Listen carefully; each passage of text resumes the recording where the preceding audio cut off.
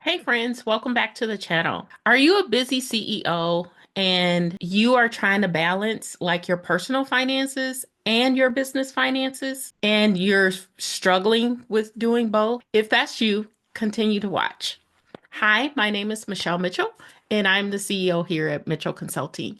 And today I want to talk to you about the 5 financial goals you can have this year where you can balance and have harmony between your personal finances and your business finances. I get it. I have the same issue as well, where I'm balancing like the financial aspects of my business, but yet my personal life, I also need finances too. And sometimes it gets a bit overwhelming because there's a lot to it, right? You're managing 2 bank accounts and you're managing like all the transactions on the business side and on the personal side. So today I want to talk to you about the 5 things that can help you this year in managing your finances. So, the first thing is to build an emergency fund, not just in your business, but in your personal life too. I know what you're saying. Like, where's the money coming from, Michelle, to do all of that, right? Well, if we have a plan in place, we can do that. So, the typical advice that you get from most financial advisors is to have 3 to 6 months of funds set aside so that in case of any type of emergency, you're able to make it through and you wouldn't run out of cash, right?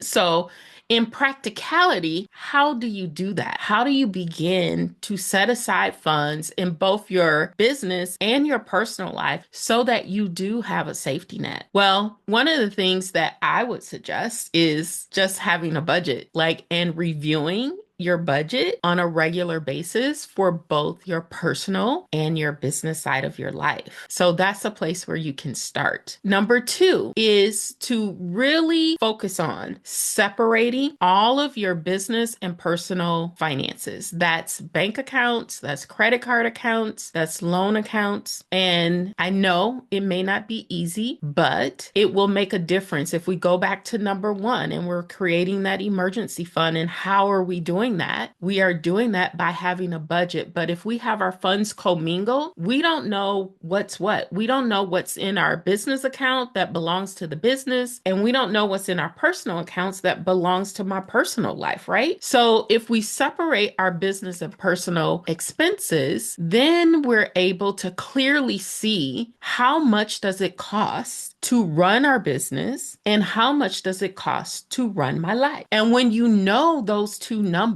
then you can start building a plan that meets both goals, right? So it's not easy, but with some discipline, you can separate your business and personal, and it will actually streamline how your financial operations workflows will go for your business and your personal life. Number 3, set revenue and profit goals. Because as a business owner, you are running your business, and as the owner, we are paid from the profit that's left, right, from the business. And we can take draws from our business into our personal life. So by setting those revenue goals in your business, you can more easily set a budget for your personal life because you get to bring money from the business into your personal life.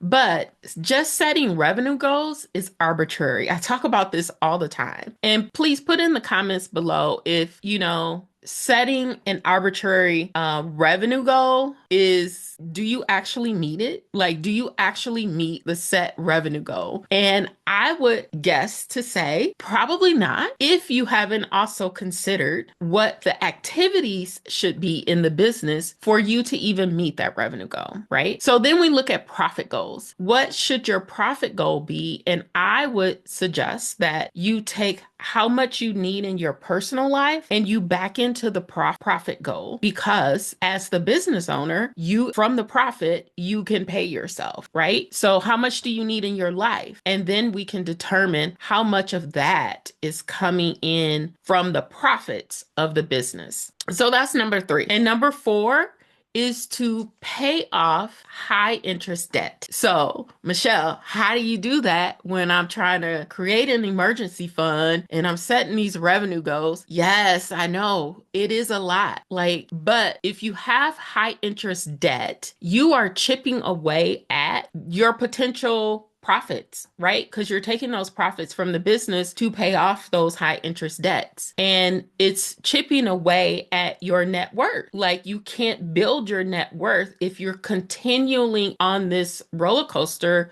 of high interest debt and maybe paying minimum balances, maybe not knowing a strategy on how to pay off those debt. And if you have debt in your business, like what caused you to create the debt in the business? And are you getting an ROI from having that debt in the business? Because you can leverage debt in business so that you can grow more, right? But if we're just willy-nilly using credit cards and not plan for purchases or investments and things, then we are eating away at the profits of our business and we're not actually receiving the ROI from those leveraged debts.